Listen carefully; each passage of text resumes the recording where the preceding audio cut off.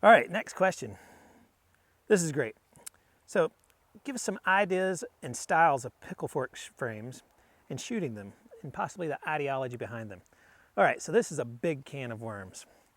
So let's step all the way back to where this concept of a pickle fork came from. So a pickle fork, as we know it today, is a slingshot generally defined with less than 1/2 inch fork gap. That's pretty much the only criteria. The PFS, or pickle fork slingshot, that's come to be known today was brought to us by a fellow out of Texas. Well, at the time he was in Louisiana, Daryl Guillory, an amazingly talented shooter. If you've ever wanted to witness some of the fastest speed shooting with a slingshot, I doubt anybody's bested him. Daryl Guillory, the originator of the PFS concept, was the fastest shot on the planet, maybe still is. But this idea of a narrow gap slingshot is not that new. So the really narrow gap slingshots that we now today call pickle forks really originated in Guatemala.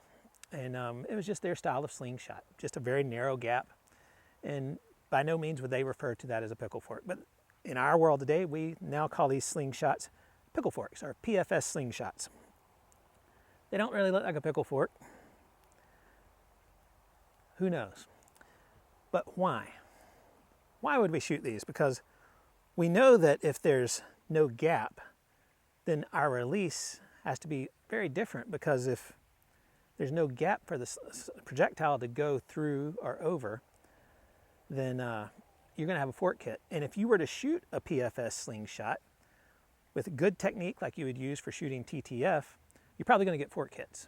So you have to use a technique that we generally tell you to avoid, which is the speed bump effect. The speed bump effect is critical for shooting a pickle fork well. So why do it at all? All right, well, let's just step this back. Why would you bow hunt with a self bow when you could shoot a perfectly good compound with pin sights? For the challenge, for the sense of accomplishment of doing it well. That's one of the reasons to shoot a pickle fork. It's not easy. Why would you choose to telemark ski when alpine skiing is so much more advanced and easier? For the challenge, because you want to take it to the next level. So what are the advantages of the pickle fork? Well, one we can see is it's just tiny, and that's great. We love to have our slingshots with us all the time. A pickle fork accommodates that. Another thing that, at least anecdotally, a pickle fork is very good for intuitive style shooting, for very quick point and style shooting. And this could best be demonstrated by our natural ability to point.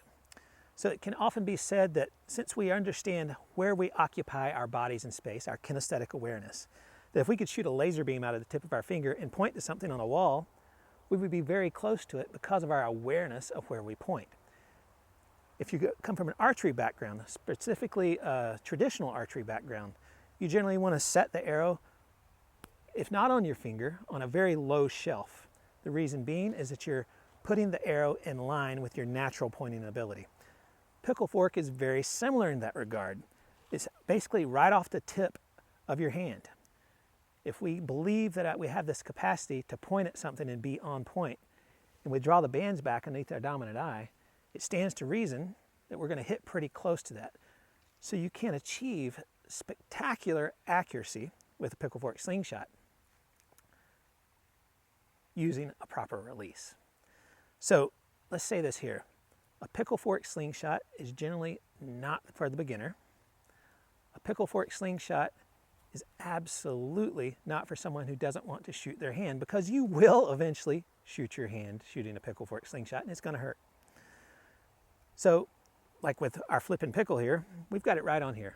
Expert use only. The reason being is that this requires a specific skill set that is very counter to shooting any other style of slingshot. So why do it? Because you can. Because it's fun, it adds variety. It's a challenge, and when you master that challenge, it feels really good inside.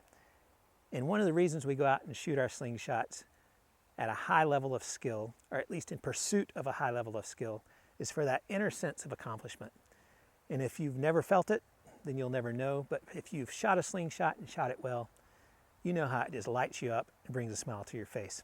So PFS slingshots are just another way to enjoy the sport.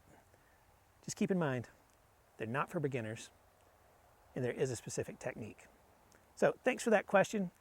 And if you've got more interest in pickle fork slingshots, be sure to check out the Facebook groups. There's some amazing shooters out there doing things with pickle fork slingshots that will absolutely blow your mind.